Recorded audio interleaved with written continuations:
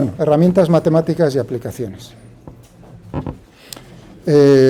Claro, vimos que desde el punto de vista de euleriano del fluido, pues todo se basa, las herramientas matemáticas, en campos, en el concepto de campo, en campos escalares y en campos vectoriales. ¿De acuerdo? Por lo tanto, aquí este capítulo pues se refiere a cosas que operadores, cómo podemos operar, qué tipo de operaciones podemos hacer sobre campos escalares y campos vectoriales.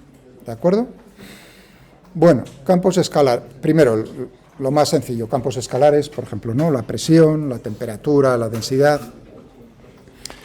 Y campos vectoriales, pues el campo de velocidades del fluido. Ejemplos y representación. Pues vámonos a formas de representar.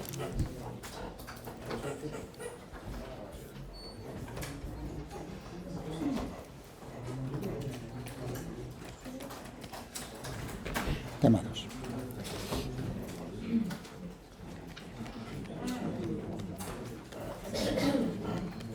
Campos escalares, o sea, que son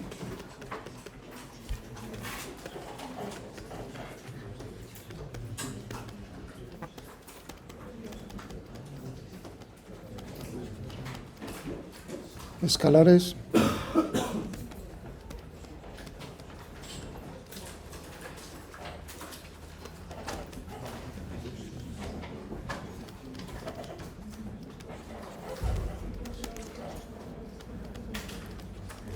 por ejemplo,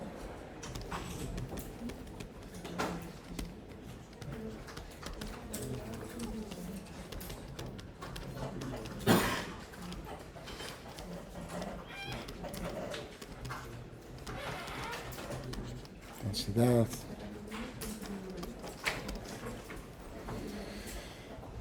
¿de acuerdo? Muy bien, formas de, claro, de hacernos una idea, y hablamos, si recordáis, en los campos escalares, que podemos tener campos escalares en generales, vamos a poner yo, la temperatura, ¿no? Si fuese estacionario,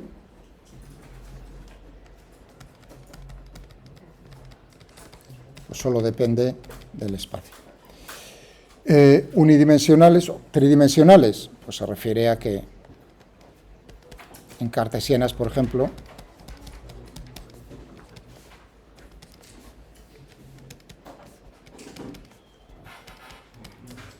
este sería un campo bidimensional escalar, no estacionario.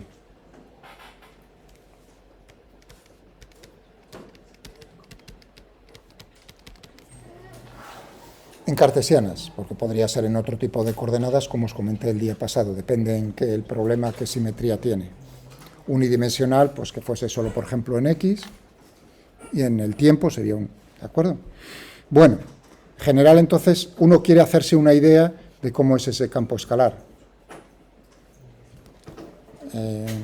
¿Cómo lo pongo aquí en el temario? Pues representación, ejemplos y representación.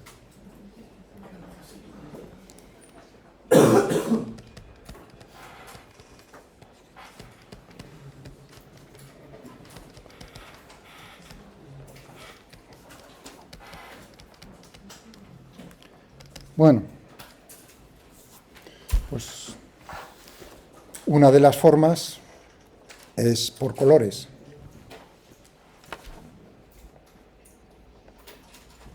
A cada punto le asignamos un color que correspondería, ¿no?, en la escala de colores al valor de la magnitud.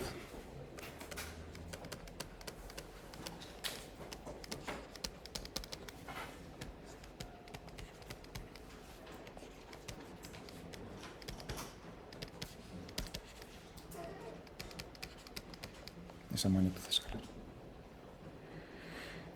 Es decir, por escala de colores.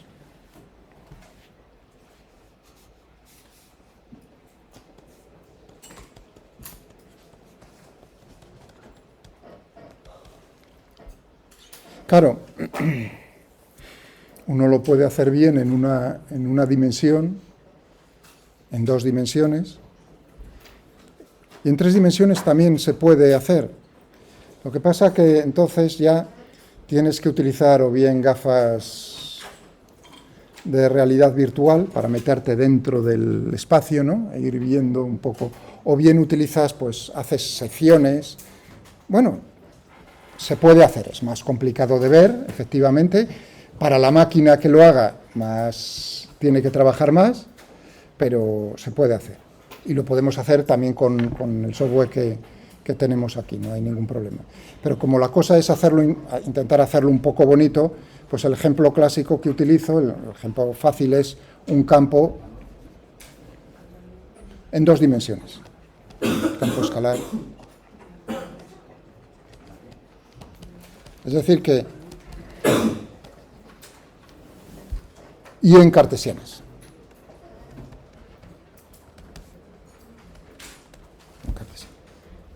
Bueno, ahora abriré los archivos para mostrar qué es lo que... Pero qué formas, ya, porque en el archivo va a venir de las diferentes formas, ¿qué otra forma podemos representarlo? Pues si estamos en 3D, por superficies de igual valor.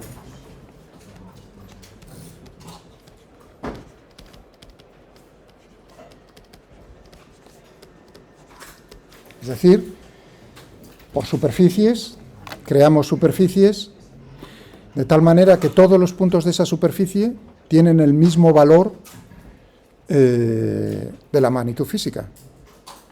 Bien sencillo. Por ejemplo, si estoy pensando, por ejemplo, ya que estaba hablando antes, ¿no?, de la gravedad y las simulaciones que hacíamos, pues un campo escalar relacionado con la gravedad. La fuerza gravitatoria es un vector, ¿no? Entonces,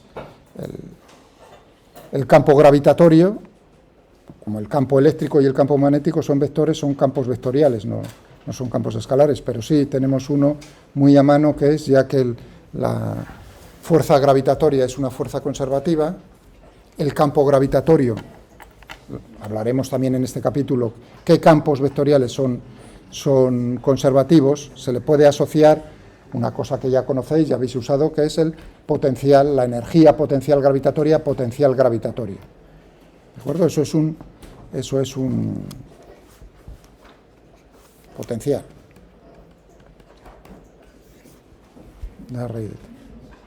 Si es estacionario, pues, ¿de acuerdo? Entonces, el potencial gravitatorio, bueno, pues, ahí hablaríamos superficies equipotenciales, ¿no?, que salen X de igual a equipotenciales. Bueno, bien, superficies, pero si estamos en 2D,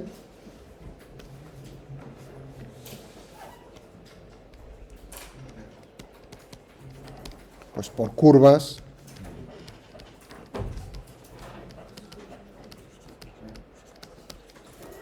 de igual valor, es decir,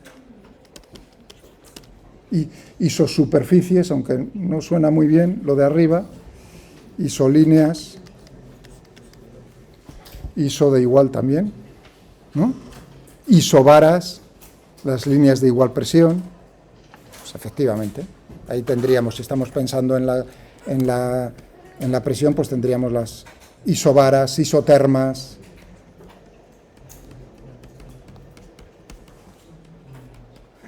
etcétera, esas cosas. ¿De acuerdo? Entonces vemos esa representación y cada curva sabremos que todos los puntos de esa curva tendrá el mismo valor en la... ¿Qué más podemos tener en 2D? O sea, tendríamos en 2D por colores, efectivamente, por isolíneas, pero tendríamos una posibilidad que no tenemos en 3D, que es una representación tridimensional de campos bidimensionales.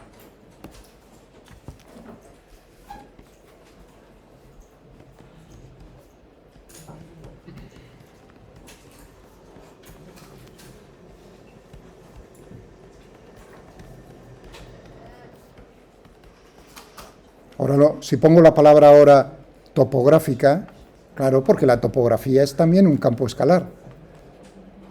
Si yo tengo la superficie de la Tierra, pensad, una esfera, entonces puedo asignarle a cada punto sobre esa superficie esférica cuál es la altura correspondiente, ¿no? Por ejemplo, 800 metros. Eso es, el campo de alturas es un campo escalar bidimensional, la topografía. Luego os enseño topografía, representación 3D, por así decirlo, topográfica. Pero solo vale, claro, si el campo es bidimensional, porque si no tendríamos imposible representar 4 dimensiones. ¿Lo entendéis? El tiempo no molesta en el sentido de que es la diferencia en que sea una foto o sea una película. Si hay variaciones en el tiempo, pues podríamos hacer una película y ver cómo va variando todo eso a lo largo del tiempo. Muy bien, podéis pensar un poco en una dimensión por colores. En vez de curvas, ¿qué es lo que tendríamos? Puntos de igual valor, pom, pom, pom, marcado en una recta. Y en vez de ser una representación tridimensional, pues sería una representación bidimensional de una curva que nos daría precisamente la altura, el valor de esa magnitud física unidimensional. Bien, pues vamos a ver, por ejemplo, un ejemplo. A ver. Tenemos campos escalares.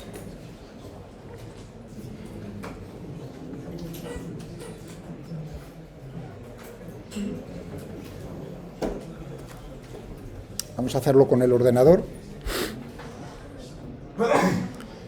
Y estas representaciones lo que hacen es que uno puede extraer la información acerca de lo que está pasando.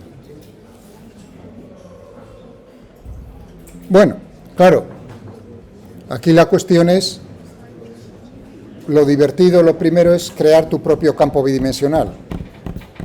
¿De acuerdo? Bueno, aquí tenéis un campo como si fuesen, realmente uno está pensando en dos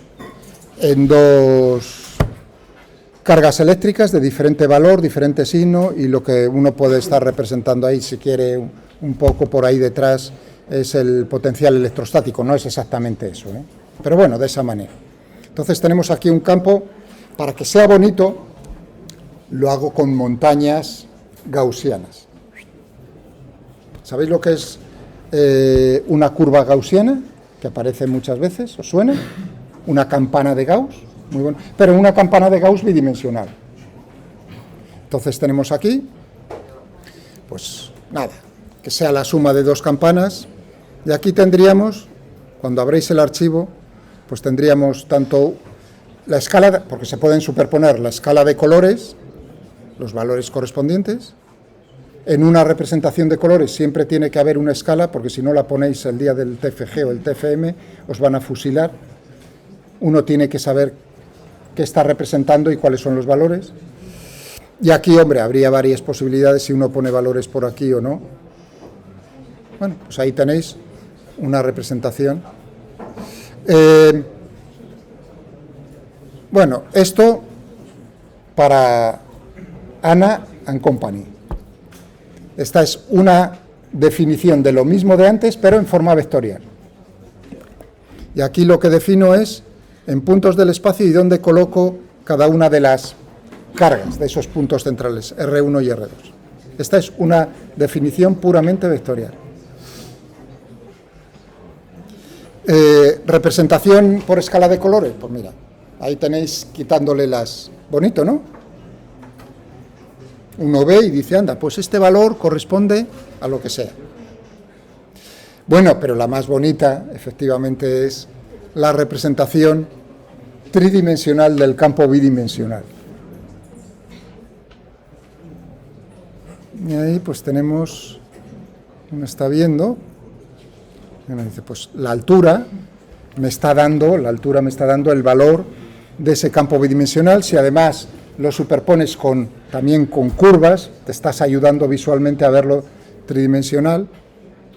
Y bueno, ahí pues hay opciones simplemente para ponerlo más bonito. ¿Qué más tenéis por aquí para ver campos gradientes? Ah, sí, Pero es más divertido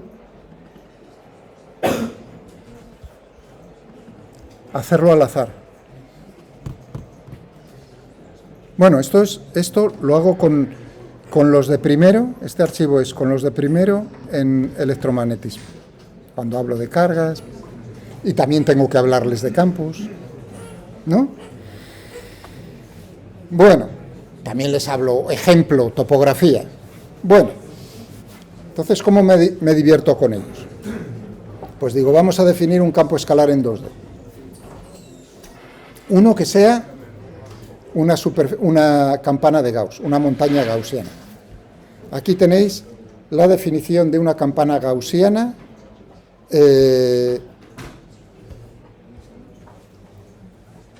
Si es en 2 dimensiones, la campana gaussiana podría tener una pendiente diferente por uno de los lados, es decir, que fuese una sección no circular, sino elíptica.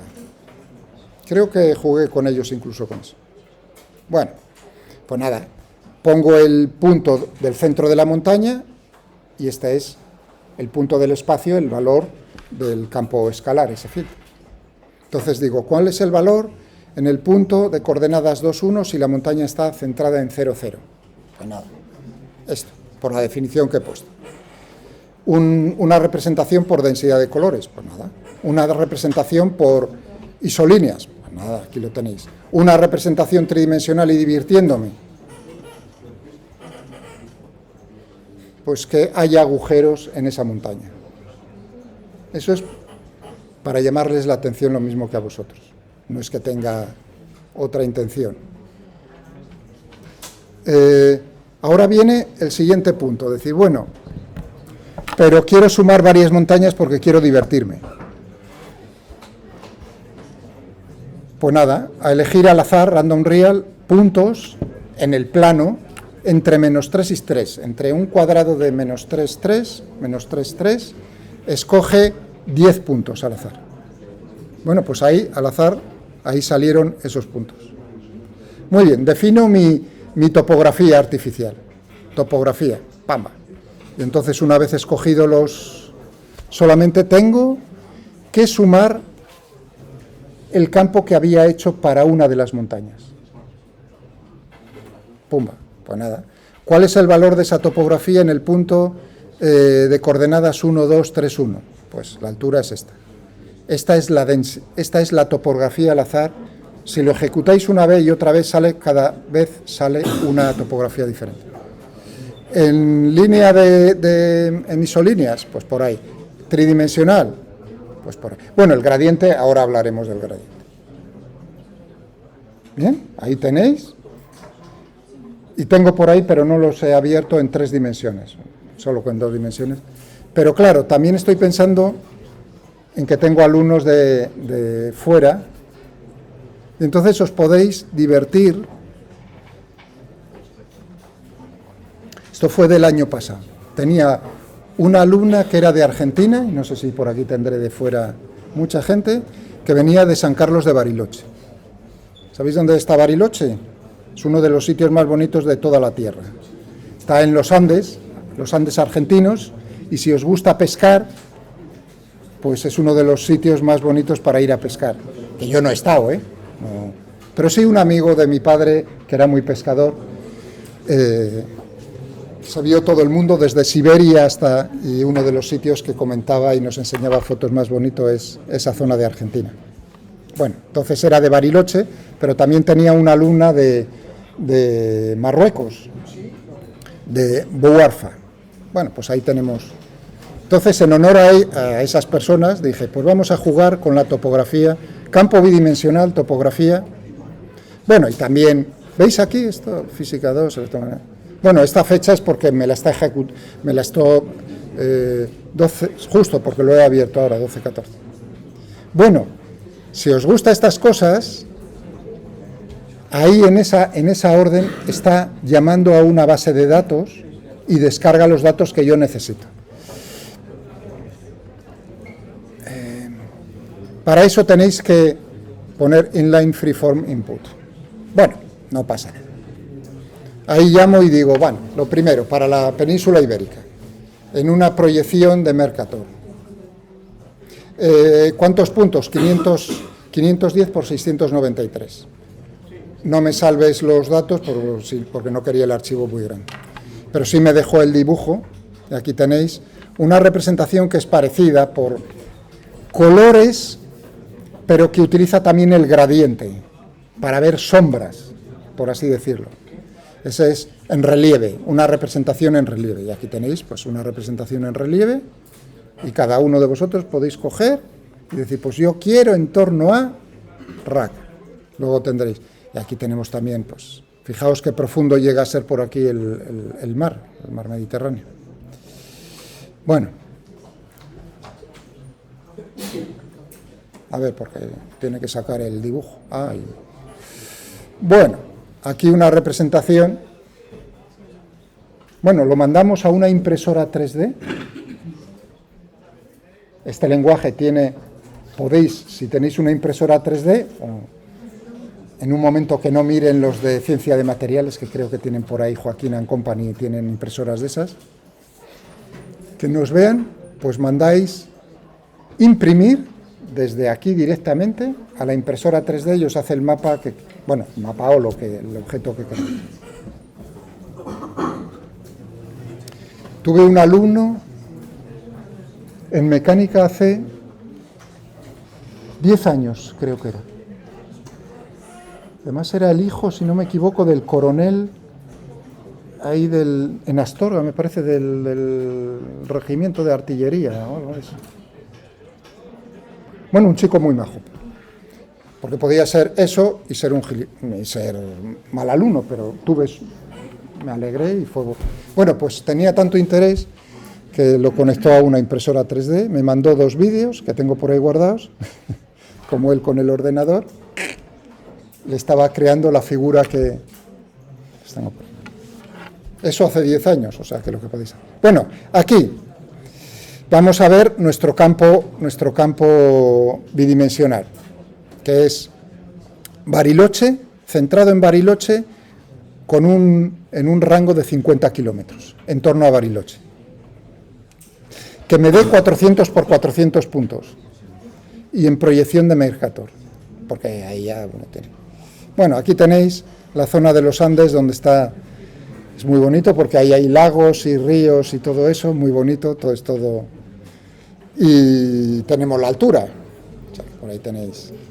Bueno, efectivamente son solo puntos de una función de un campo bidimensional, pero podríamos poner una función, si os gusta, o sea, si alguien tiene interés en eso, y crear una función interpolada de los datos de topografía.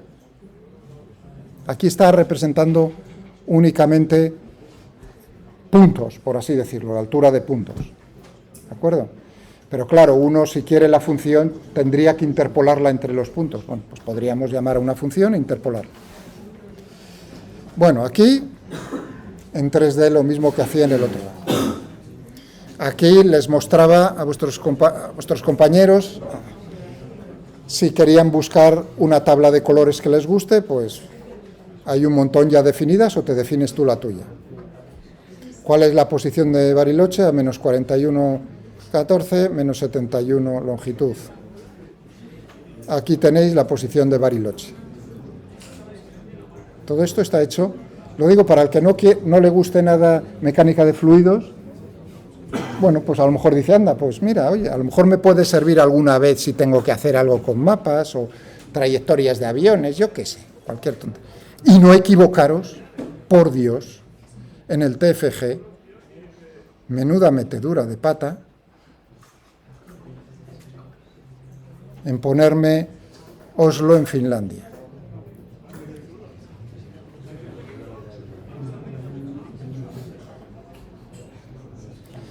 ¿Qué pensáis acerca de cuánto tiempo estuvo una persona, como no estoy diciendo nombres?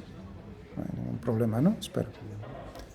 Sí, bueno, no se lo tomé muy a mal para no poner nervioso a la persona, pero ya sabéis lo que estaba pensando yo en ese momento. Digo, oye, ¿no sería eso más bien Helsinki? Y era cosas de aviones. Bueno, y las trayectorias, por eso me estoy acordando que si queréis dibujar trayectorias. Bueno, y aquí tenéis pues Bariloche. Pero claro, tenía también una alumna muy, muy maja de Marruecos. Entonces, o sea, muy buena alumna, cuando maja me refiero a que es muy buena, era muy buena alumna, muy interesada y digo, porque ahora hay que tener cuidado con esas cosas, digo, estoy diciendo eso, es que era muy buena alumna. María, para que yo me acuerde del nombre, no decir, ha tenido que... Bueno, pues aquí, fijaos, venía de un sitio por aquí perdido en el desierto del Sáhara, de Buarfa. Hay otro Buarfa que está en Argelia y entonces tenía problemas, digo, pero si está en... Digo, pero tú no eres... Dicen, claro, entonces me saco del error, tuve que buscar, esta ciudad es más pequeña que la ciudad argelina. Entonces, bueno, pues nada, tengo que buscar. Y aquí, pues nada, otra vez el mismo juego y mostrar la zona esa desértica de... Yo diría que era... Le dije, tú no serás bereber, porque unos ojos...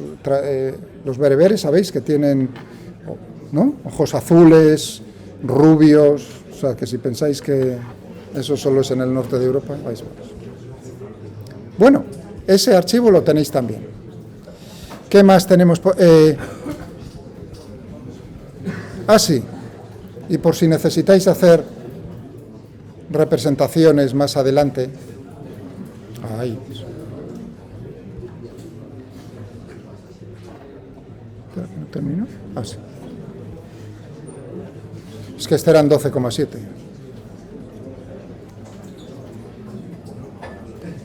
Bueno. Pues nada. Solo uno tiene que pensar qué interés tiene, qué necesidad tiene más bien. Entonces a lo mejor no necesitáis bibliotecas de ningún tipo, lo tenéis todo aquí metido.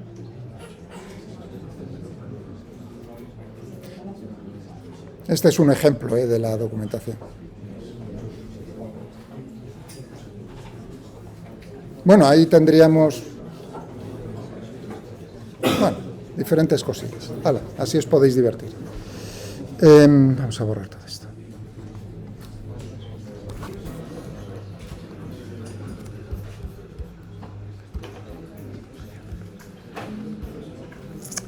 Vale. Muy bien. ¿Qué tal con la representación de campos escalares? Estupendo. ¿Qué podemos, antes de hablar, qué podemos hacer operaciones sobre campos escalares?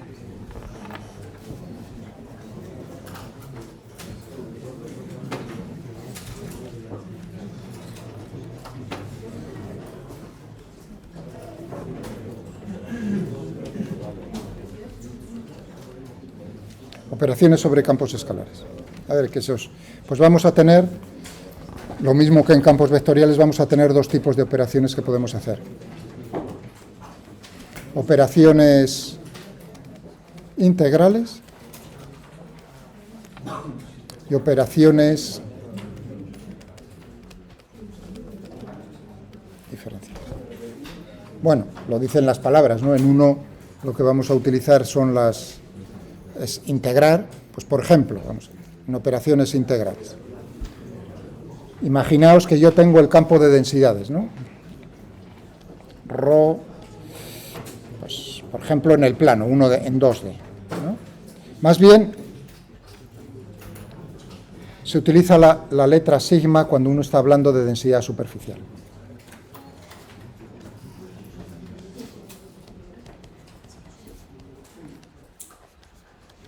Si lo estoy haciendo en 2D, pues sigma de x, por ejemplo, ¿no?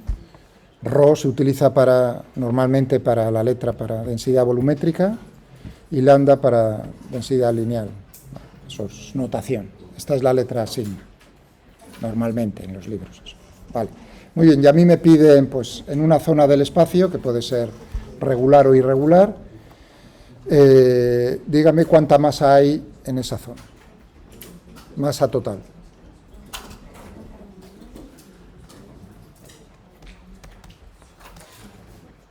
Pues entonces, ¿Qué es lo que tendríamos que hacer? Claro, si sigma en un punto está definido como la masa que hay en una zona infinitesimalmente pequeña en torno a un punto, por, vamos a poner diferencial de S, el área, en este punto. Entonces tendremos, naturalmente, que la relación entre la masa y la superficie, tendríamos esto. Es decir, que tendríamos que la masa total sería la suma de todas las masas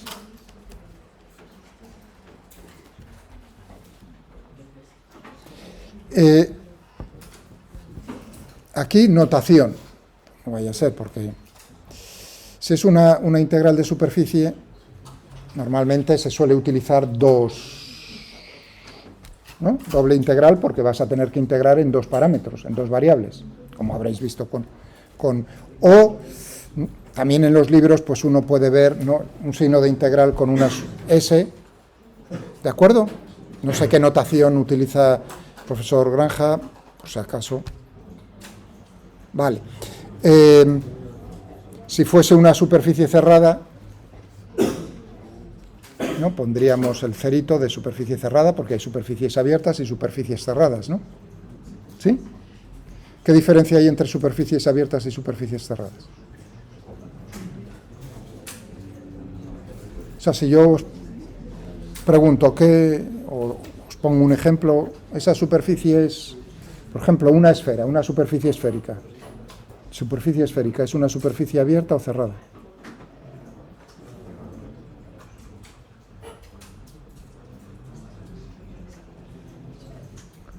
Una superficie cerrada no tiene bordes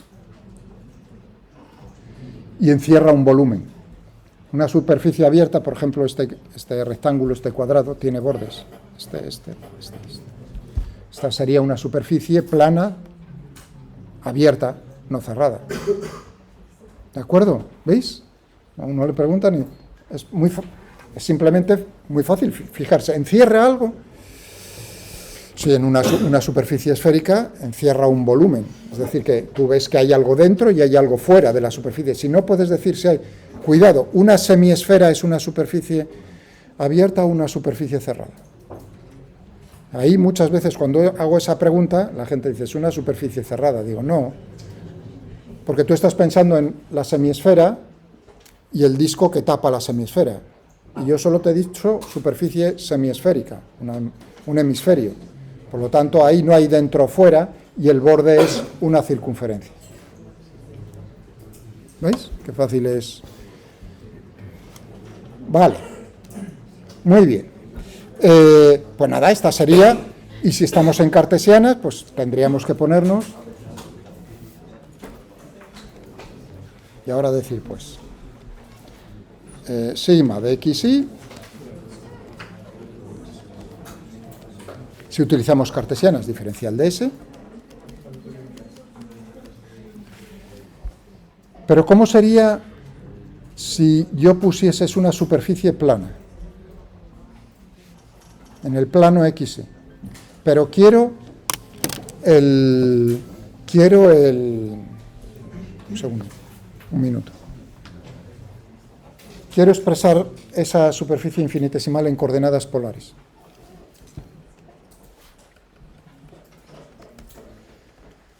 Pero ahora digo,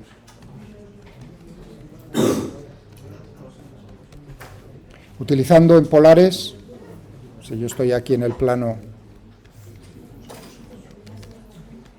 XY,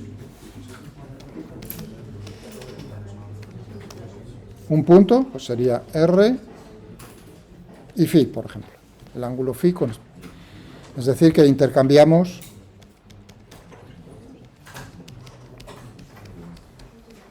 R.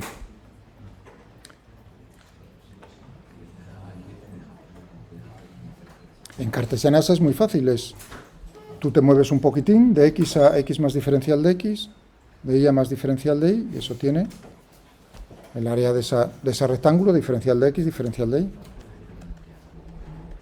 ¿No? Ya, pero en polares. En polares uno dice, también vamos a tener un rectángulo. ¿Cómo lo creo? Si estoy en R, dejo fijo el ángulo, de R a R más diferencial de R. ¿Claro?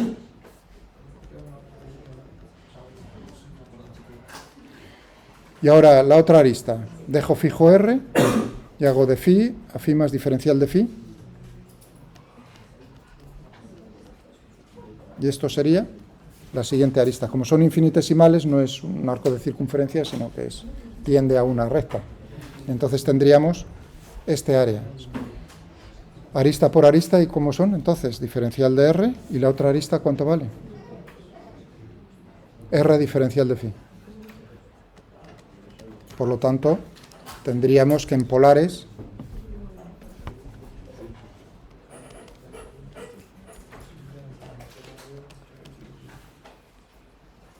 y entonces la integral pues sería naturalmente, en ese caso, pues tendríamos que, me tendrían que decir en polares cómo es sigma. Límites de integración, bueno, ahí, ¿por qué estoy pensando ahora en polares? Porque claro, si la zona del espacio no es que llegue a ser irregular, sino que tiene una simetría determinada, los límites, mientras que en cartesianas es muy fácil, ¿no? Como veis, diferencial de x, diferencial de y, el problema puede venir dado ¿por dónde? Por los límites de integración. Tan simple como eso. ¿De acuerdo?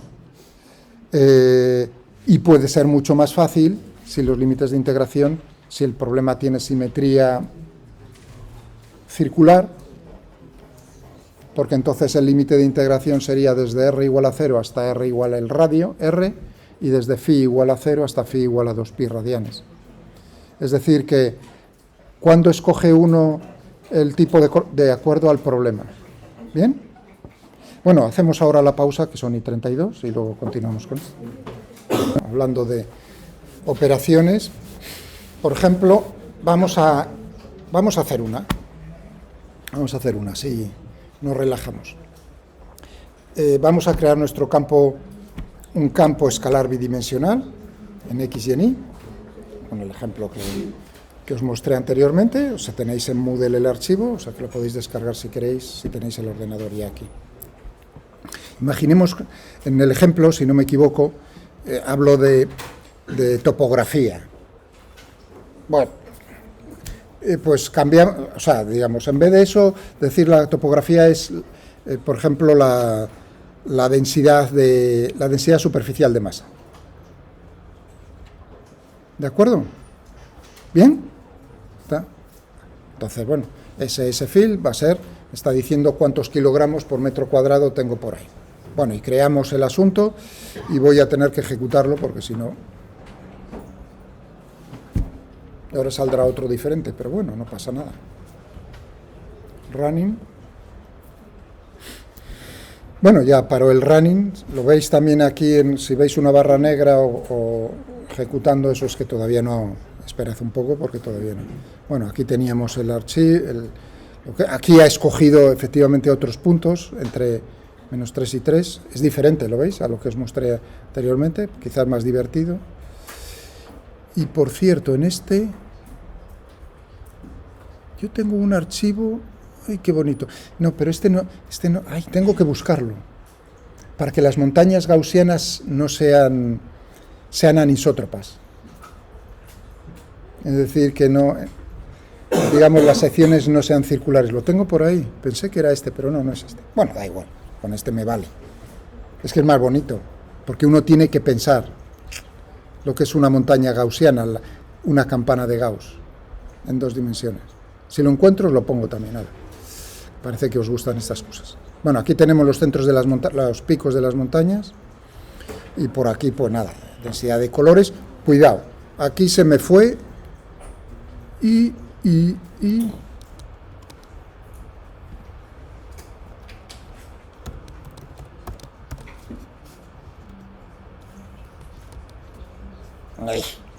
os digo, no, hay que poner una escala, hay que poner la escala, y ahí no la tenía, se me olvidó ponerla. Bueno, pues ahí tenemos la escala, ¿sabéis?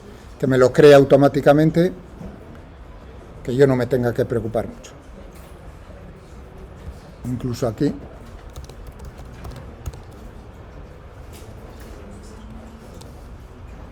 Uy. Ah.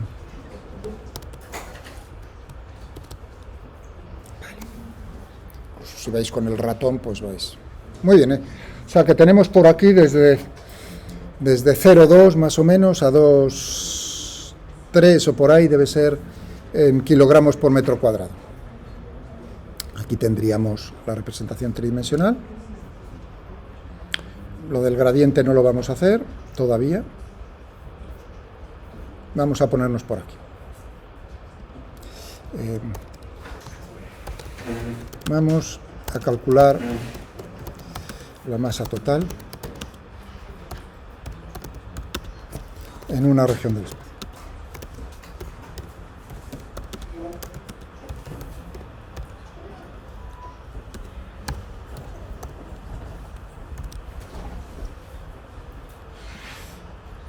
Vamos a ver.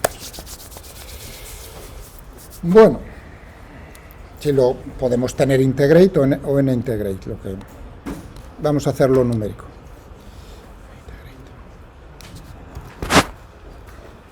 ¿Y qué es lo que tendríamos por aquí? Pues tendríamos, ¿cómo llamaba la función? Que no me acuerdo. Top.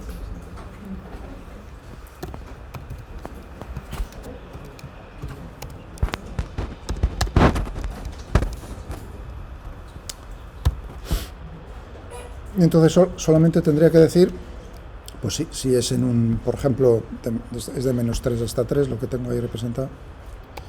Pues digo, diferencial de x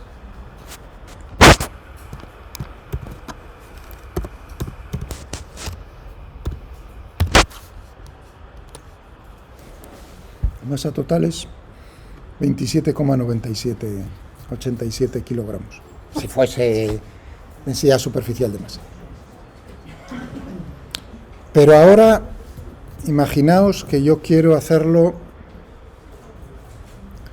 en una región.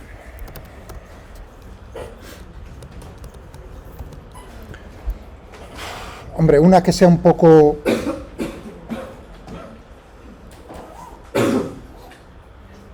un poquillo complicada, pero tampoco para matarnos así ahora.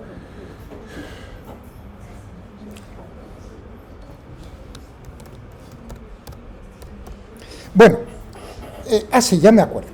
Una es bonita, esa es bonita, es rápida de hacer, es bonita, pero a la vez complicada.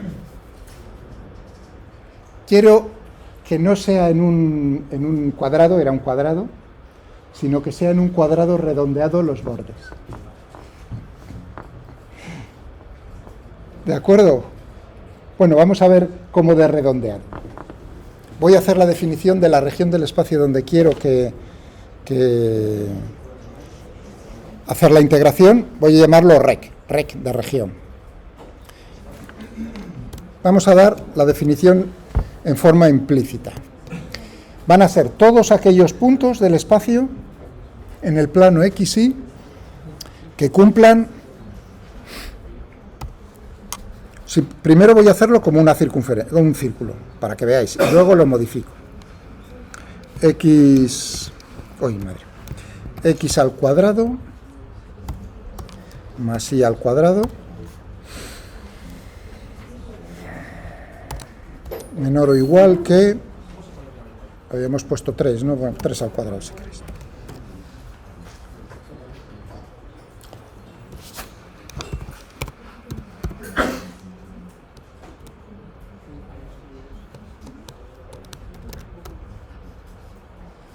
Nunca me acuerdo si era plot region o region plot. No.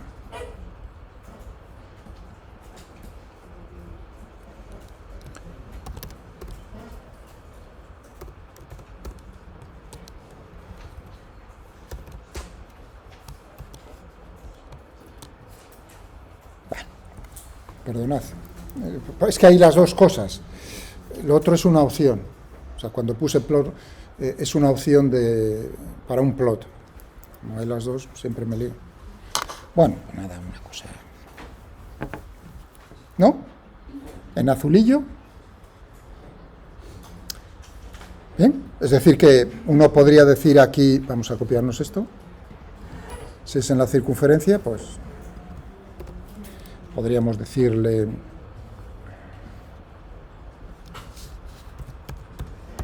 mirad la sencillez ahora es, todos los puntos x, y, o sea, hazme la integral, diferencial de x, diferencial de y, y los límites van a ser para todos aquellos puntos que estén en la región. ¿Cómo se escribe en matemáticas perteneciente? La esa bonita, ¿no? Es una función. Escape, elemento, escape. Es la función element, pero bueno, queda más bonito si uno pone... Bueno. No me he tenido que preocupar de los límites de integración, porque si no tendría que poner cómo serían los límites de integración en 30 segundos, si es un círculo. También lo podría hacer, con los límites explícitamente, pero ahí uno se da cuenta de que ya en cartesianas, ¿qué es lo que tendríamos que hacer? Desde x igual a menos 3 hasta 3, y desde y igual a menos raíz cuadrada de 3 al cuadrado menos x al cuadrado hasta más la raíz cuadrada de 3 al cuadrado menos x al cuadrado. ¿Bien? Lo cual complica porque lo haces en y, te sale para x y luego lo haces para x. Ningún problema. Pero bueno, no es tan agradable como decir en polares desde r igual a 0 hasta 3 y desde phi 0 a 2pi. ¿Bien? Vale, pero dije uno más divertido. Vamos a redondear esto.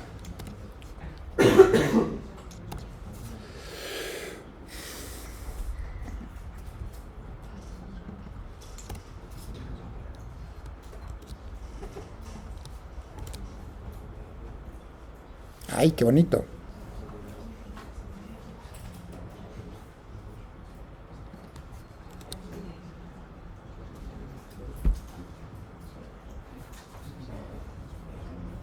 O si queréis todavía hacerlo más cercano al cuadrado, solamente cuidado, son potencias pares, si no...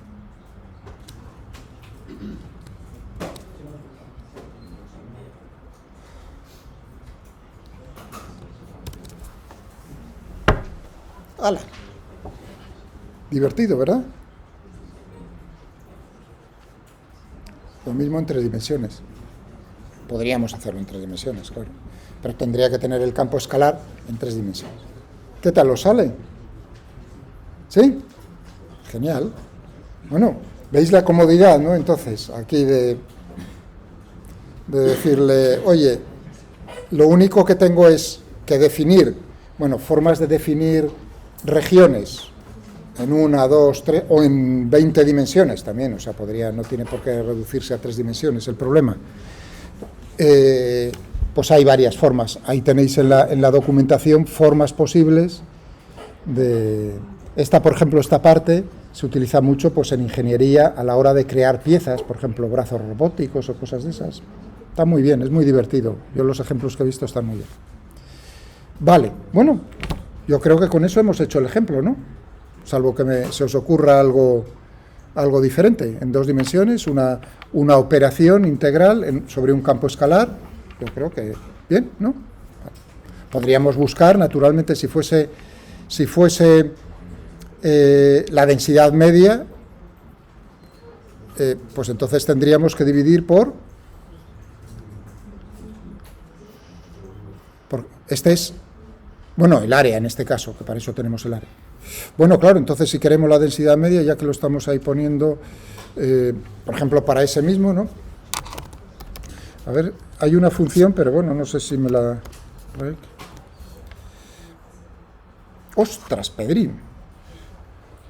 Sí, claro, como es una fórmula matemática, tiene solución analítica, pero en función de la función gamma. La madre... Uf, eso me suena a mis tiempos de estudiante de universidad. Por todas esas funciones especiales aparecen en ciertos campos.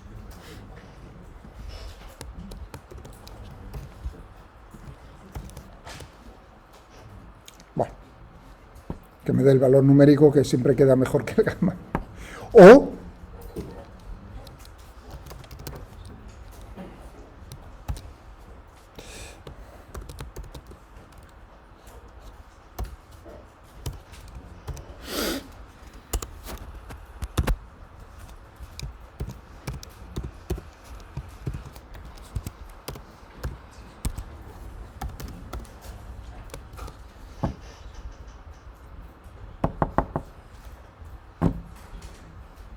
si queremos pero ya hay funciones, o sea, estoy haciéndolo casi como a mano, o sea, las operaciones, pero ya hay funciones que me dirían, digamos que lo que están haciendo es esto y cogértelo de arriba, dividir por lo de abajo y a correr. Es decir, que cogeríamos ahora esto, dividiríamos por área y a tomar vientos.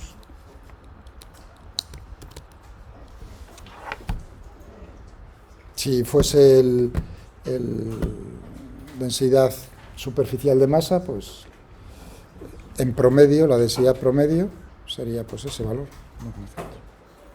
¿no? O sea, operaciones sobre ningún problema, ¿no?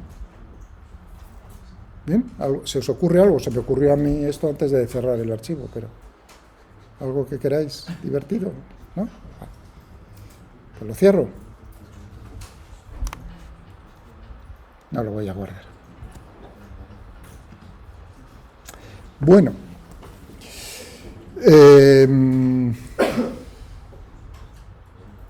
O sea, operaciones integrales, operaciones diferenciales sobre...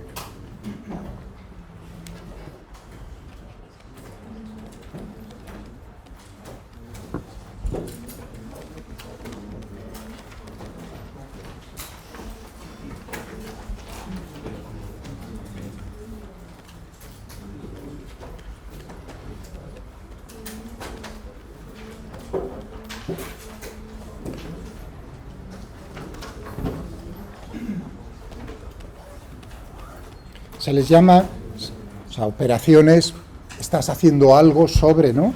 Estás aplicando algo sobre esa función. Bueno, se le llama, en este caso, operador gradiente, ya visteis ahí, operador gradiente, divergencia, etcétera, etcétera, rotacional, laplaciano, o sea, que aparecen ese tipo de operadores en mecánica dinámica de fluidos, y es importante, entonces, un poco decirlo. El profesor Granja seguro que también va a trabajar con ellos, tampoco mi intención es simplemente que si yo lo uso, que por lo menos no tenga la conciencia de decir, pues sí, les he hablado de eso un segundo, y cómo se define y esas cosas, y qué significado desde el punto de vista de la física, pienso yo. Operador, muy importante, el operador gradiente. Cuando uno habla el gradiente de temperatura, el gradiente de presiones, ¿qué es el gradiente? Bueno, el gradiente nos va a dar, o sea, porque yo lo quiero para física, tengo una magnitud física definida en puntos del espacio, y el tiempo, o sea, ahora, digamos, el tiempo me estoy olvidando de él, pero lo podríamos añadir, que es, yo ahora me pregunto, ¿cómo está cambiando esa magnitud física cuando yo me muevo de un punto del espacio a otro punto del espacio? Esa es con lo que vamos a trabajar para llegar a definir el operador gradiente. Bueno, pues entonces, en dos dimensiones, voy a poner X e Y, pero es general para cualquier tipo de... Vamos a ver de qué estamos hablando. Por ejemplo, plano X. Vamos a hacerlo en cartesio. Cuidado, el año pasado lo hice en dinámica de fluidos, y sí, lo voy a hacer. Vale, lo voy a hacer también con vosotros. En los libros de dinámica de fluidos, cualquiera, los que tenéis en la bibliografía, por supuesto, Todos ellos asustan un montón, porque claro, las ecuaciones que describen el movimiento, las ecuaciones de Navier-Stokes, pues son desagradables de ver, desagradables, porque utilizan operadores de esto. Ya en cartesianas no es lo... Pero bueno, ¿cómo es la forma de esos operadores en cada uno de los tipos de coordenadas? Más que la ecuación de Navier-Stokes con los operadores, es general para cualquier tipo de sistema de coordenadas. ¿Cómo se transforman esos operadores a coordenadas cartesianas? ¿Cómo se expresan en coordenadas cartesianas, en coordenadas polares cilíndricas, coordenadas polares esféricas? En todos los libros veréis o bien en un apéndice o en contraportadas las ecuaciones de Navier-Stokes en su forma cartesiana, en su forma de coordenadas polares cilíndricas y coordenadas polares esféricas. Todos. Cuando uno ve en cartesianas dice, joder, madre mía, bueno, pero en cuanto ve en polares cilíndricas y en polares esféricas, ya uno tira la toalla, efectivamente, porque son expresiones muy complicadas en ese tipo de sistemas de coordenadas, pero que, claro, si la geometría del problema es, por ejemplo, tiene una simetría cilíndrica, pues es más conveniente utilizar las ecuaciones de Navier-Stokes en ese tipo de coordenadas. Por supuesto, nada de aprendérselas de memoria, que para eso vienen en los apéndices. ¿Vale? Yo voy a dar una pequeña indicación en la clase de hoy, no soy un pesado, acerca de cómo se llega a obtener en general la expresión de esos operadores en otro tipo de coordenadas. Lo voy a hacer con uno muy fácil, que es el operador gradiente, pero si uno pilla el sentido de lo que se hace en el operador gradiente en cartesianas y en polares, en el plano, pues verá que lo otro es, sí, más complicado, pero no porque conceptualmente sea más complicado, sino simplemente que los cálculos son un poco más largos. ¿Vale? Muy bien, pero primero en cartesianas.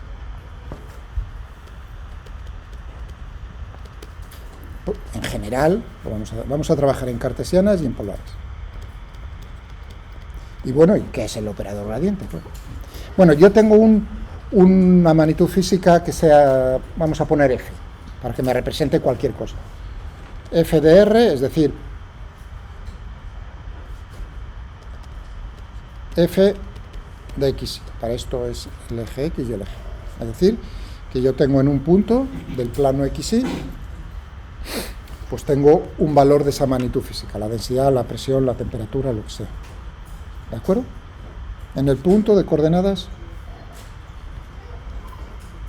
X. Y ahora yo quiero ver cómo es el cambio en esta función si yo me muevo a otro punto. A este otro. Si este es el punto de coordenada con el vector de posición R, pues como es a un punto cercano, muy cercano. Es decir, que hago un desplazamiento infinitesimal diferencial de R. Por eso lo he movido un poco, porque si lo alineo se ve mal. Entonces este punto sería, este sería el vector R más diferencial de R, ¿no? Lo que queremos es ver, relacionar cómo es el valor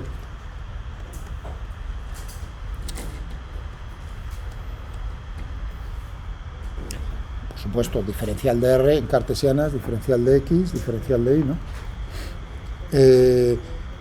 ¿Cómo va a ser? Pues relacionarlo con... Es decir, cómo es la diferencia, por así decirlo, entre los dos valores, el que tengo en el punto del vector de posición R y el que tengo en el punto en el vector de posición R más diferencial de R.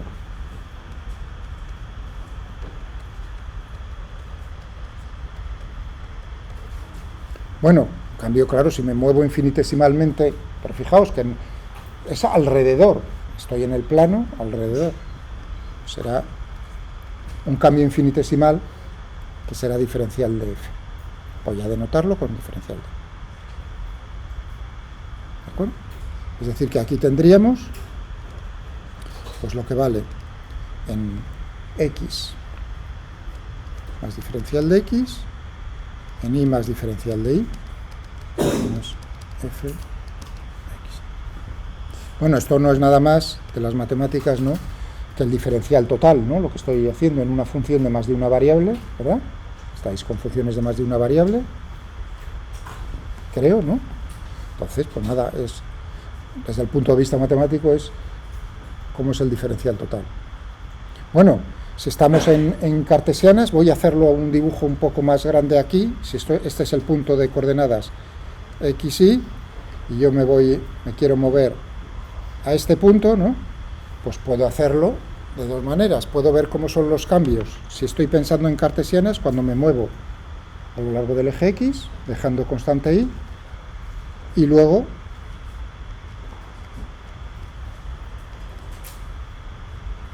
cuando llegue a x más diferencial de x, ahí, tiro para arriba, o, naturalmente, el camino de tirar para arriba y luego tirar a la derecha. Cualquiera de las dos son válidas. ¿Sí? Vale. Entonces, si dejamos, por ejemplo, y constante y hacemos variar solamente x, pues entonces tendremos que tener en cuenta las variaciones. ¿Cómo está variando f con derivada parcial de f con respecto a x, por lo que me he movido en x, que es diferencial de x, ¿no? ¿Veis las D's? Y ahí no hay ningún problema, ¿no? Porque estáis con decidme sí o no, ningún problema, ¿no? La notación de derivada parcial, no hay ningún problema, ¿no? Vale. Más, tendríamos, ya estamos en este punto. Pues ahora tendríamos que considerar cómo son las variaciones si nosotros dejamos x fijo y nos movemos con y. Bien sencillo, ¿no? Efectivamente, da igual primero subir hacia arriba, ver las variaciones en y luego para x constante, y luego ver las variaciones para y constante en x, o sea, no intercambia el orden de los términos y tiene esto, ¿no? ¿Vale? Ningún problema, ¿no? Esto en cartesianas, expresado así, no hay ningún problema. Bueno, entonces, ¿cómo podríamos, cuando uno ve esta operación, pues uno lo interpreta o lo puede interpretar como el producto escalar de dos vectores?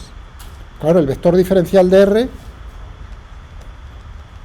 no es nada más que el vector diferencial de x por y, diferencial de y por j, si utilizo los vectores unitarios y y j.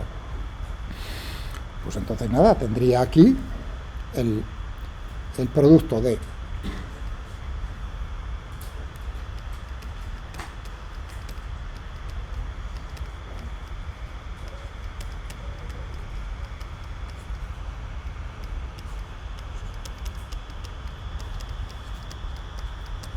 ¿no?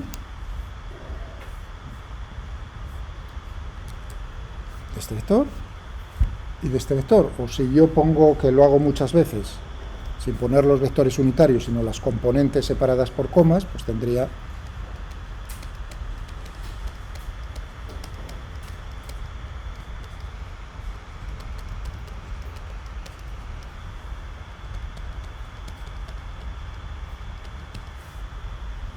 como decirle si el vector unitario pues tiene componentes x.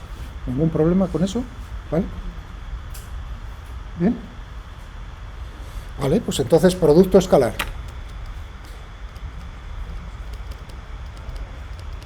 Bueno, pues yo ahora defino.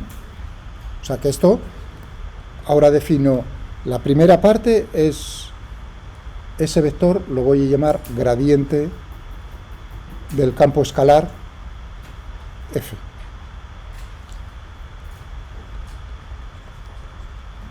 Y es un vector, ¿no? Por eso le pongo el ¡pam!, todo sobre ello para que se vea.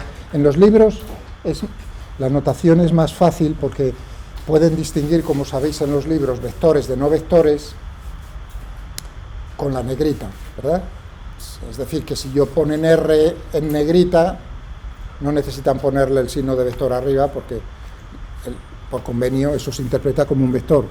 Claro, aquí como estoy escribiendo yo en la pizarra, en la pantalla, no me queda más remedio que indicar siempre, intentar, y hay que tener cuidado qué es el vector. Aquí es todo ello, f es el escalar, el gradiente de f.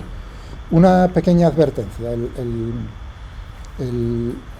nosotros lo estamos haciendo a este nivel, el operador gradiente sobre un escalar, y eso nos da un vector. Ahora pondré esto, nos da un vector, pero el operador gradiente es más general.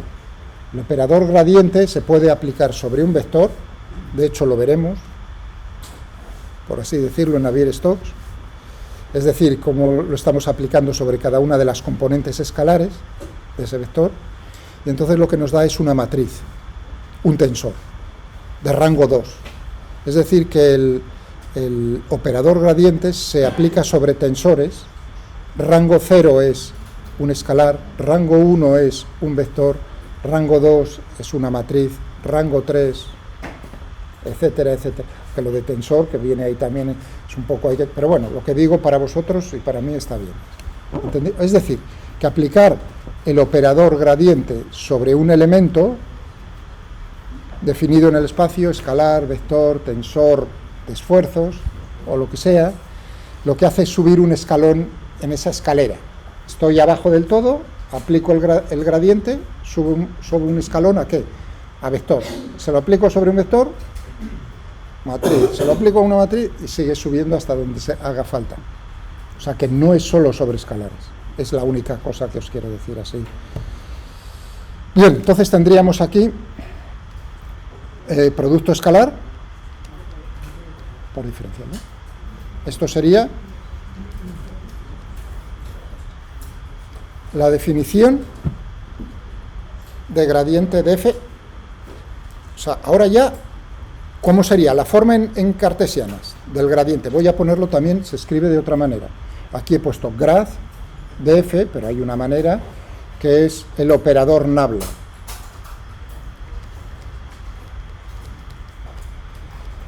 Nabla, o hay veces que se le llama odel, nabla, que es como una letra griega, por así decir, que es el triangulito puesto con el pico hacia abajo.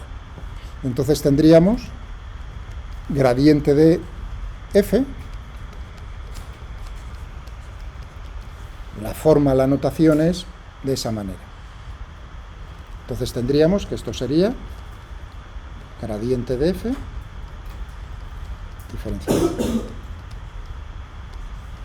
Notación, que es importante a la hora de escribir, tener la notación aquí sobre todo. Bien.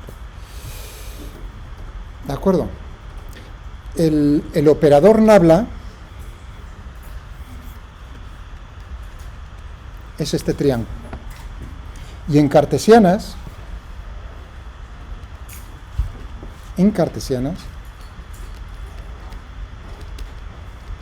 por lo que estamos viendo aquí es, bueno, y si lo pongo en 3 dimensiones, nos dice cómo vamos a operar sobre, en este caso, sobre un escalar. ¿Qué creéis? Coge cada una de las componentes y se lo aplica, es como un producto escalar, de un vector por un escalar. El producto de un vector por un escalar, pues escoge cada una de las componentes del vector y lo multiplicas, pues eso es lo que está haciendo el operador nabla.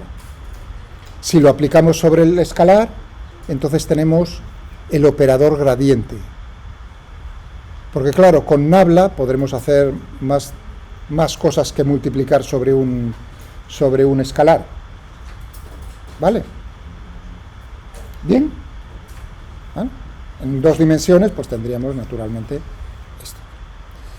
Bien, aparquemos un momento lo del polares, porque ahora vamos a ver cómo es el significado físico del gradiente. Yo he definido la operación, lo habéis visto, chupado, ¿no?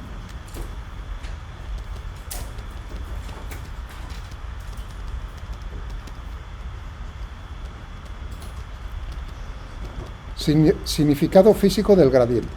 Bueno, lo voy a decir primero de palabra y luego lo voy a demostrar, lo que diga, claro, porque si no, vamos. Bueno, el operador gradiente va a ser un vector que en cada punto del espacio me va a decir en qué dirección me tengo que mover yo para que la variación de ese escalar sea máxima. repito, no os preocupéis, lo digo ahora. El operador gradiente es un vector que en cada punto del espacio me va a decir en qué dirección me tengo que mover yo para que la variación de ese escalar sea máxima. Repito otra vez, porque no quiero escribirlo, si queréis, pero lo tenéis en cualquier... en Wikipedia, vamos, si queréis, seguro. Es un vector, ¿no? Hemos visto que es un vector aplicado sobre un escalar. Es un vector que ¿qué información contiene? Contiene una información que es la siguiente. En cada punto del espacio me va a decir en qué dirección te tienes que mover. O sea, imaginaos aquí el dedo, ¿no?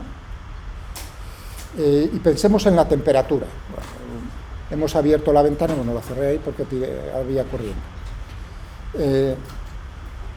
Hay diferencias de temperatura, ahí pues más caliente y ahí que estaba la ventana abierta más frío, ¿no? O sea que tenemos en cada punto del espacio una temperatura diferente. Yo digo aquí, puedo medir la temperatura en este punto donde tengo el dedo. Efectivamente, y ahora la pregunta es, ¿en qué dirección se tiene que mover el dedo para que las variaciones de temperatura sean máximas? Imaginaos que toda esa pared se encuentra a una temperatura más fría, ese plano, y otro plano paralelo a él a otra temperatura mayor. Por ejemplo, aquí T1 y aquí T2, por hacerlo sencillo. Y que, naturalmente, pues las variaciones de temperatura, las isotermas, son líneas rectas. ¿Bien? ¿De acuerdo? Vale, y yo me encuentro en este punto del espacio. Y ahora digo, ¿en qué dirección me tengo que mover para que las variaciones de temperatura sean máximas? Y uno dice, hombre, si me muevo en esta dirección o en esta dirección, ¿cómo es la variación de temperatura? En este ejemplo, 0 patatero, nada. Hombre, me puedo mover en otra dirección. En esta dirección, en esta dirección, en esta dirección, cualquiera. Es decir, girando y viendo, anda, que si yo me muevo, por así decirlo, 1 metro, una distancia determinada, ¿en qué dirección? Si yo me muevo 1 metro, la variación de temperatura es la más grande. Es decir, que me estoy moviendo en un círculo de radio 1, por decirlo así.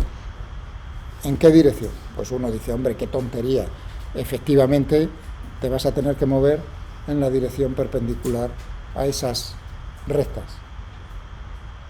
¿Estáis de acuerdo? Porque si yo me muevo aquí 1 metro, me quedaré por aquí, pero aquí me habré alejado un poco más, por lo tanto, efectivamente, no en todas las direcciones la variación de temperatura es la misma. Sí me muevo la misma distancia, efectivamente. ¿Vale? ¿De acuerdo? Pues vamos a ver si eso, con esta definición, es cierta lo que acabo yo de decir. Bueno, tengo un producto escalar. El producto escalar de dos vectores, por ejemplo, lo que sea, A y B, ¿no? Pues es módulo de A, módulo de B, por el coseno del ángulo que forman. Vamos a poner alfa. Alfa es, si este es A, y este es B, y esto es alfa, ¿no? ¿Estamos de acuerdo? Módulo de uno, módulo del otro, por el coseno del ángulo. Pues aquí tenemos también, que diferencia, la variación esta infinitesimal diferencial de f, pues va a ser módulo del gradiente por el módulo de diferencial de r por el coseno del ángulo que forman esos dos vectores. Claro, el módulo de diferencial de r, o sea, yo lo que voy a hacer es ese vector desplazamiento infinitesimal, lo único que hago es cambiarlo su orientación, lo hago girar, es decir, hago cambiar alfa, pero su módulo es el mismo, es, entre comillas, 1 metro, ¿lo entendéis? Bien, entonces, ¿en qué dirección del espacio tengo que moverme yo para que ese cálculo sea máximo? pues cuando el coseno de alfa sea 1, digo yo. Hombre, uno podría pensar menos 1, entonces es no máximo, sino mínimo. Pero como estamos pensando en máximos, pues será efectivamente cuando alfa es igual a 0 grados. En ese caso, diferencial de f es máximo. Efectivamente, en la dirección del gradiente. Cuando los dos vectores me tengo que mover en esa dirección que me está dando ese vector, yo hago ese cálculo y digo, para moverme y de tal manera una misma distancia, una distancia determinada, para que el cambio sea máximo, me tengo que mover en la dirección de ese vector que acabo de definir yo con las derivadas parciales. ¿Habéis visto qué tontería? Es una tontería, pero bueno, se dice, ¿lo veis? Cuando me salía así de... Es un vector, se define de tal manera que en cualquier punto del espacio te va a dar la dirección en la cual las variaciones de ese escalar son máximas. Bueno, eso es lo que te está diciendo la definición, sin más. ¿Dudas? Bueno, lo podríamos ver, si queréis, ahora antes de pasar a polares, otra vez el archivo, creo que lo borré. Bueno, aquí en ambos escalares... A ver, es que tengo varios archivos ahí, ¿no? Ya me lío más que un... Vamos a verlo gráficamente. Si no es este, es otro. Bueno, aquí teníamos, ¿no? Hemos visto la topografía esa. Muy bien, muy bien. Vale, pues nada. Vamos a, ahora sí ya podemos ver en este archivo y en otro que os he dejado ahí, me parece que también. Este es topografía artificial, gradientes de campos escalares también. Bueno, pero primero ya que le... Bueno, pues nada. Hombre, puedo hacerlo a mano, entre comillas, con la derivada parcial. Con la función derivada parcial, que en este caso, ya que es una función de variación, no puedo poner las primas. Utilizo la D mayúscula. Ya lo haré con vosotros, simplemente. Y grad lo que hace es simplemente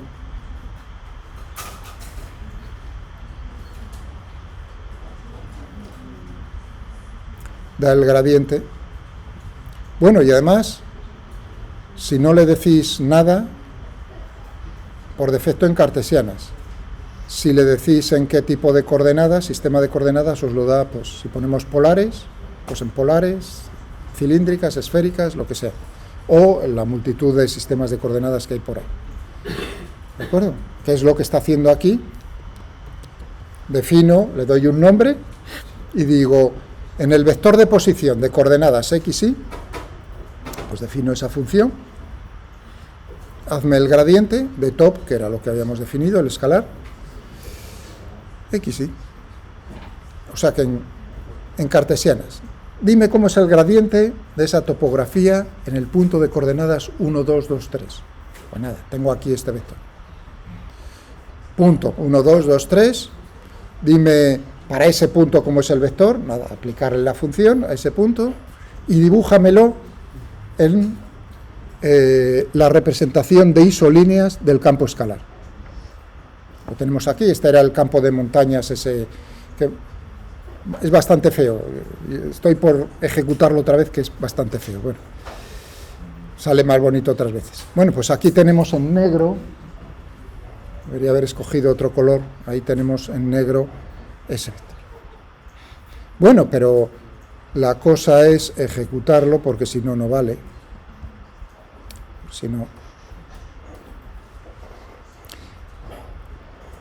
Y para que me lo guarde cuando lo abráis, los archivos estos, a veces se me olvida, en este como iba muy... ¿Veis este manipulate? Para que cuando lo abre, guarda las definiciones que has hecho anteriores, hay que ponerle aquí una opción.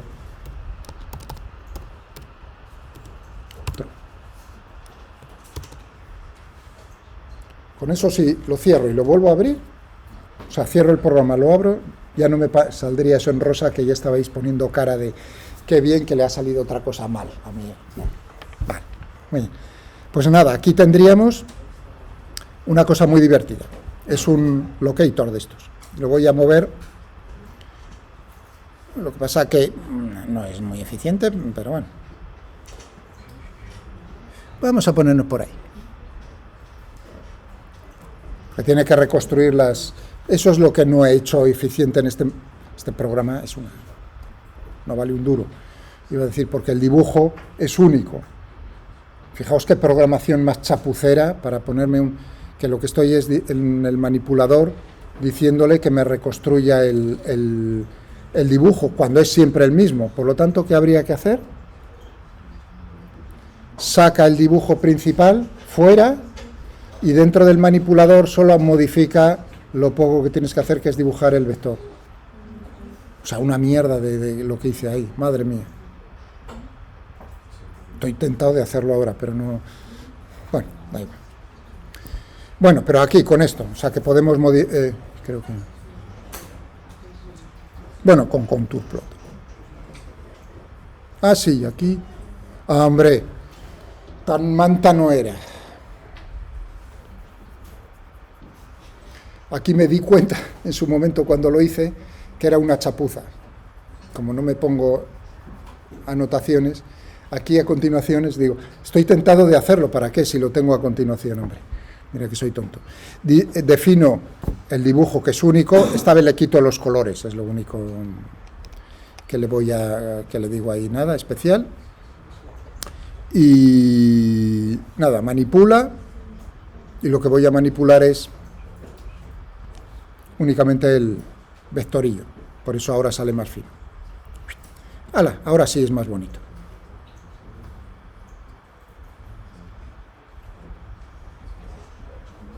Bueno, cualitativamente, ahora no es el caso de la temperatura, ese caso tan sencillo que eran rectas las isolíneas, sino que son curvas. ¿Qué relación hay entre cada isolínea, línea de contorno, con el vector gradiente? Pues que son perpendiculares, es decir, que la dirección tangente a la isolínea tiene que ser perpendicular al... De hecho, lo que está haciendo el programa por detrás... Y si yo os pidiese, quiero que matemáticamente, y luego le pasáis las ecuaciones, quiero la ecuación de una isolínea, ¿qué es lo que habría que hacer? Están girados 90 grados. Es decir, te gira ese vector 90 grados en el sentido horario e interhorario y muévete un poquitín, es como si fuese la velocidad, te mueves con esa velocidad y vas, pim, pim, pim, siguiendo la trayectoria que seguiría un punto de esa manera. Eso es lo que está haciendo el programa, lo que pasa es que escogen muchos puntos y lo hace más bonito y más rápido. Bueno, aquí, claro, las zonas donde las isolíneas están más juntas, ¿qué indicación me está dando? Que el gradiente es mayor. Por ejemplo, aquí, pues, veis que el vector se hace más largo, mientras que una zona así más, donde las variaciones sean menor, pues la tendremos por ahí. Vale. Y si no me equivoco en el otro, pues es una cosa. Y tengo uno, que no sé si será este, que es incluso, me lo pidió una persona hace 1 o 2 años. Entonces me calenté ya, tengo que buscarlo porque me salió tan bonito, que era una representación tridimensional del gradiente. Uf.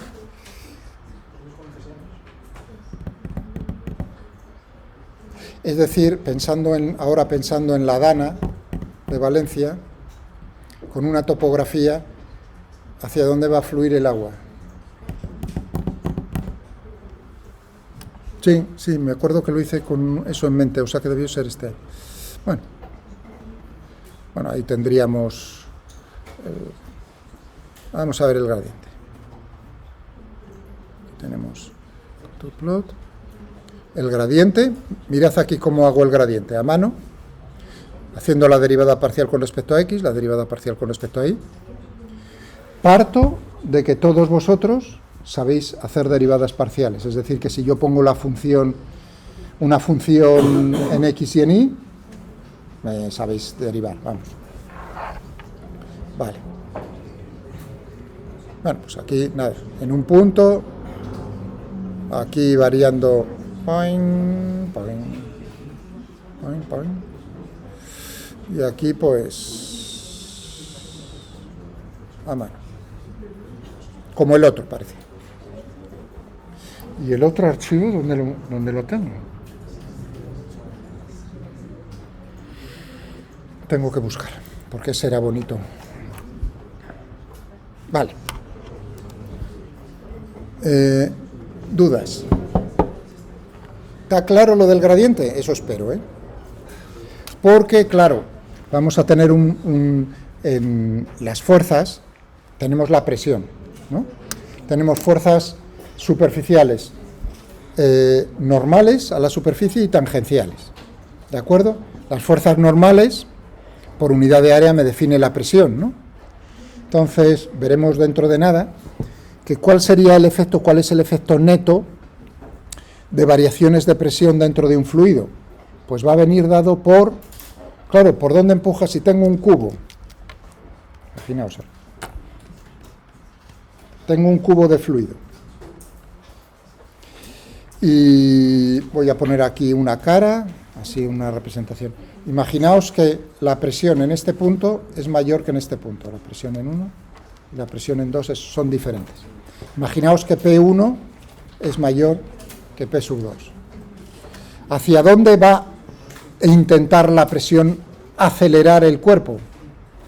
Pues si la fuerza normal va a venir dada por este F1, y aquí tiene que ser más pequeño porque P sub 2 es menor, la suma vectorial de los dos pues será un vector que vendrá dado de esa manera.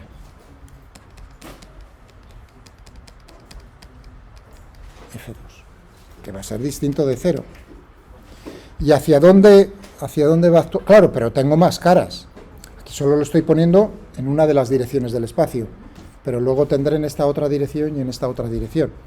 De tal manera que neto va a ser no el gradiente de presión, sino menos el gradiente de presión. ¿Por qué menos?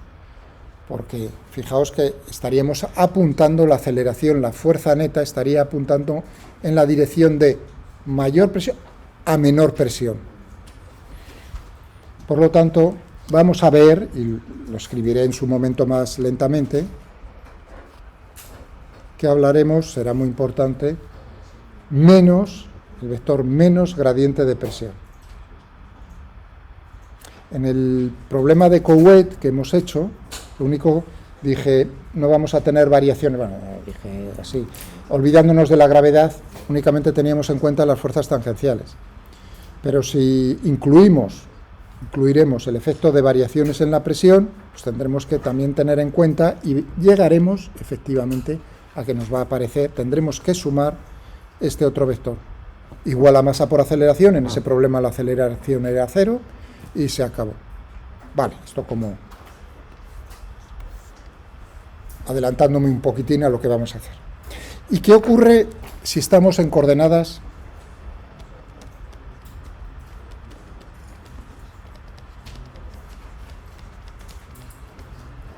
polares? Estamos en 2D, ¿eh? En 2D. Pues otra vez a reconstruir el dibujo.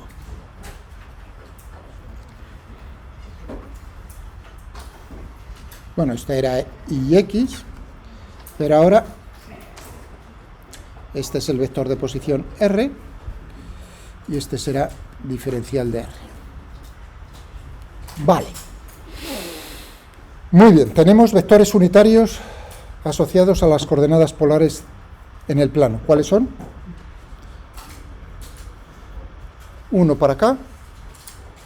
Dejo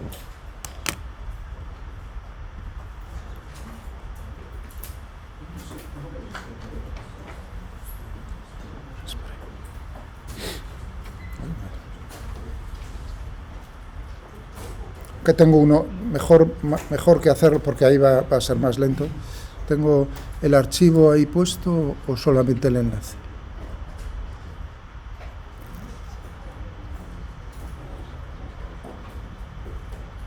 Solamente tengo el enlace. Tendré que subiros el archivo.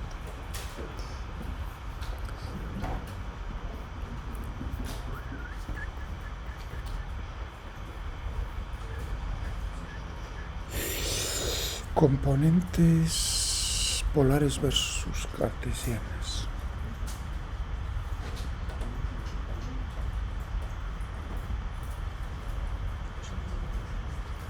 Os lo subo ese archivo. En definitiva es el que hay ahí como enlace. Vale, muy bien, estupendo. Para que nos quede... Este no os lo abrí, ¿no? No, vale. Tú eras Héctor, ¿no? Sí, no, nada, no, por irme acordando de los nombres un poquitín. No, bueno, que no tiene nada malo. Bueno, plano XY. Vectores unitarios asociados a las componentes, a las coordenadas X e Y. ¿Qué direcciones en el espacio? Si dejo fijo Y, me muevo, pues lógico, aquí en esta dirección. Esa sería una dirección en el espacio, viene dada por un vector unitario. Para el eje Y, pues más de lo mismo. Y y J, si yo pusiese ahí J.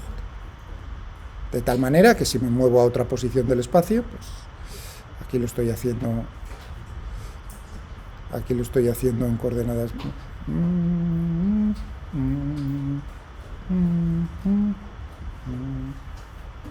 O si lo hago moviéndome con el...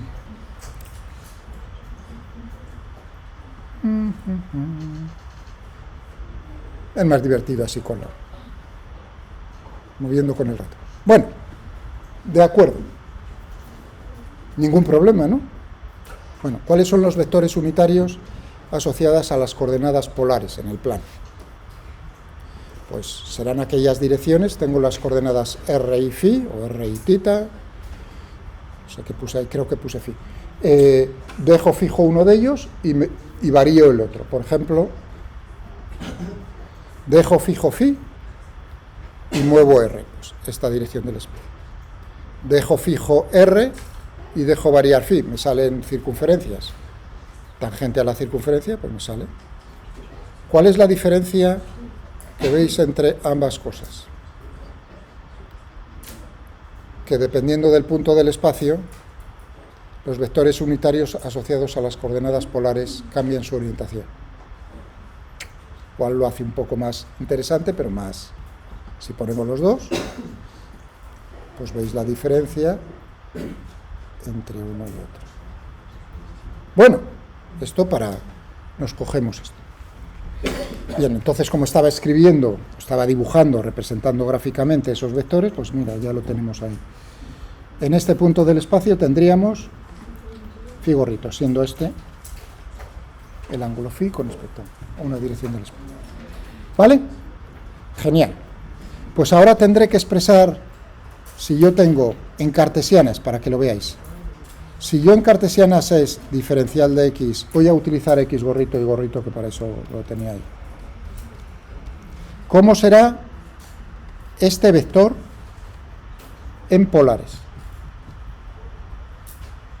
Tendrá una componente en la dirección de este vector y una componente en la dirección de este otro vector.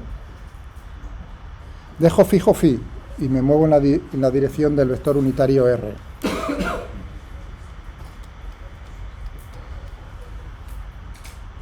Y ahora, ¿cómo es el otro? Tendrá que ser algo multiplicado por el vector unitario phi. Los vectores unitarios no tienen unidades, ¿eh? La interrogación, inmediatamente, ¿cuánto vale esa?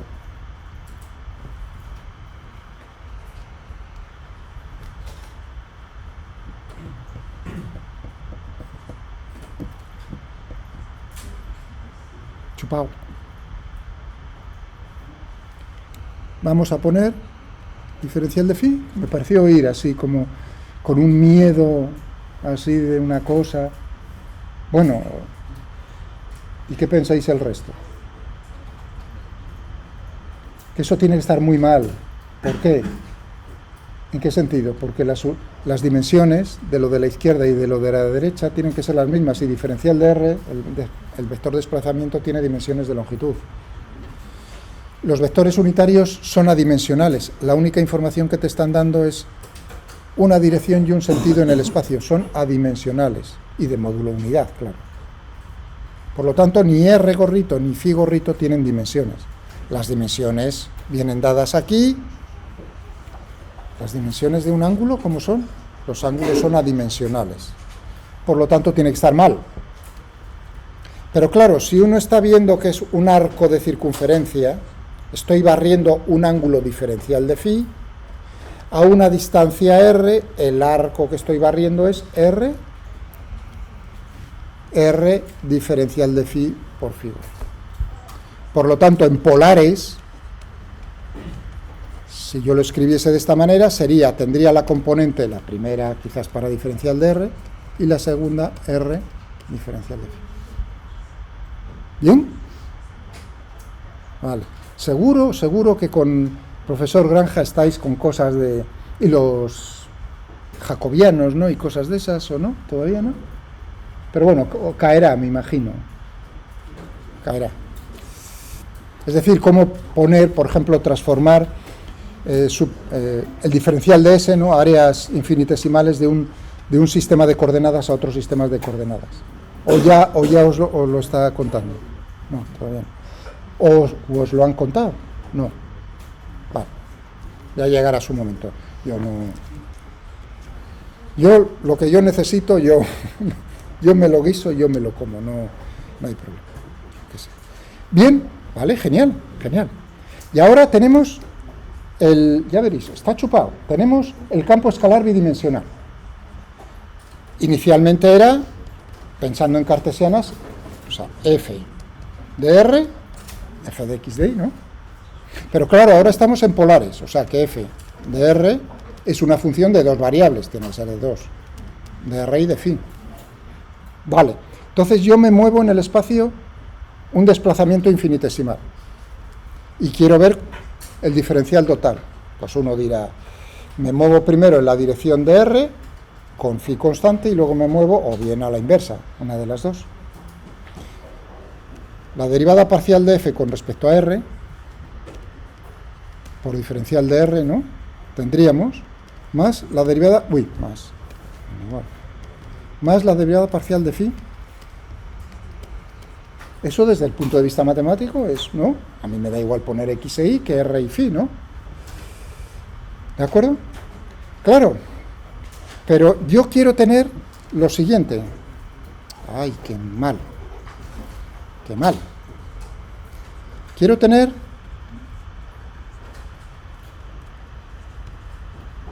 una cosa como esta. Esto tiene que ser, de arriba y lo de abajo tiene que ser lo mismo. Y yo, diferencial de r, ya lo tengo aquí, ¿no? Porque lo he puesto de esta manera. ¿Cómo tendré que transformar esta expresión que he puesto yo aquí?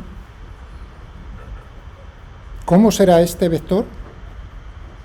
Para que multiplicado escalarmente por este vector me dé todo eso. Pues yo diría, hombre, aquí me falta un r.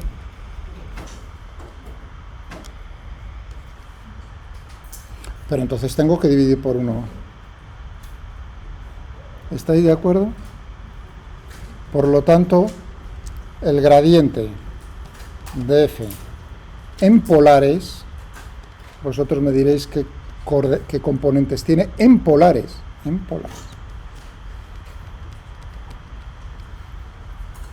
La primera componente, la derivada parcial de f con respecto a r, y la segunda componente, que sería en la dirección de phi, 1 dividido por r por la derivada de f con respecto a phi. Bien sencillo.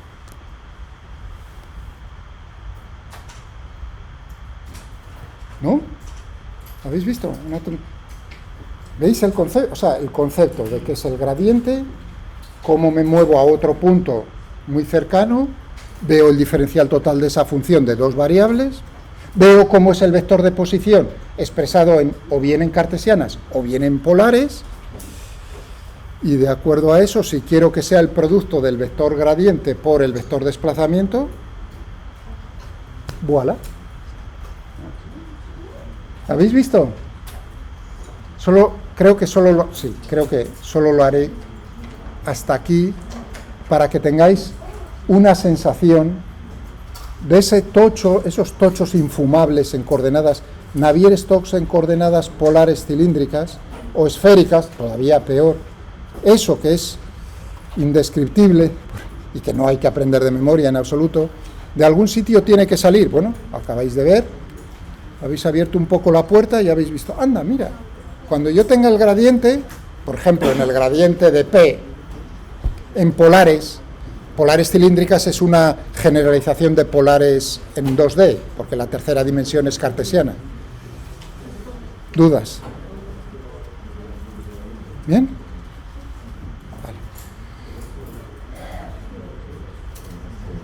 Vale. Operador gradiente, que es en escala. Muy bien, así por dejarlo un poco, y jugaremos el martes, jugaremos con campos vectoriales.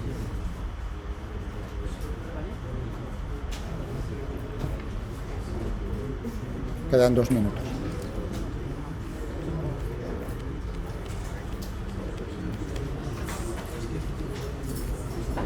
Pues es una magnitud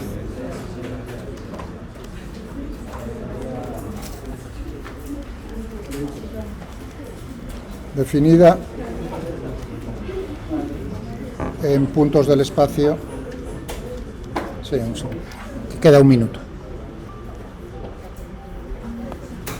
Puntos del espacio y del tiempo. Para mí importante es que sea una magnitud física. ¿De acuerdo? Una fuerza, por ejemplo, la velocidad, por ejemplo.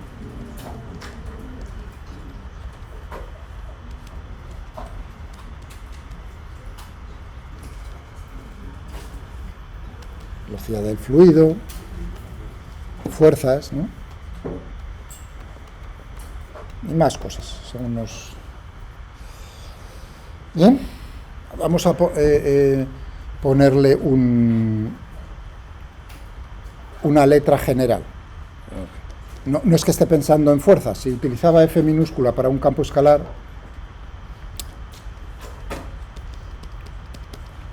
¿no? Podríamos pensar, pero quiero hacerlo general, una cosa como esta, escribirlo. Bueno, la cuestión es la representación.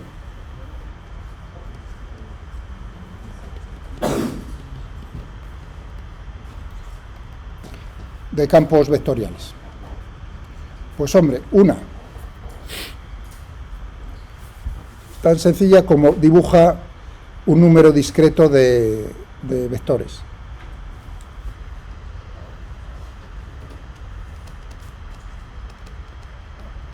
O sea, en puntos discretos.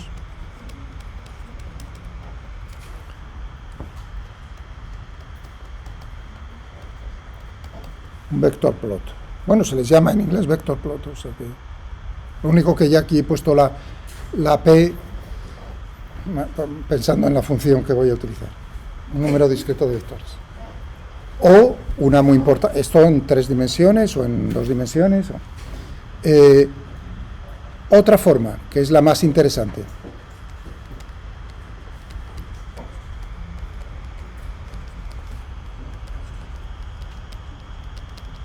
Una representación por curvas. Se le llaman las streamlines. Y hicimos un cálculo con las path lines, las trayectorias. Las streamlines es lo siguiente, y con esto lo dejo. Pues si yo tengo los vectores en el espacio, voy a construir curvas. Me pongo en un punto del espacio. Y entonces, fijado el tiempo, no hago variar el tiempo, voy a pensar que ese vector, la magnitud física, es como si fuese la velocidad. Me voy a mover con ese vector. Será seguir la trayectoria que seguiríamos si hemos congelado el tiempo, si nos moviésemos con esa velocidad, entre comillas, si ese vector fuese la velocidad. Lo construiremos el próximo día. Y lo haremos también a mano, por ejemplo, con el problema del otro día. Veremos cómo son las streamlines, para que veáis que se puede preguntar, y lo haremos con el ordenador, que siempre es más divertido. Vamos, nos quedamos aquí.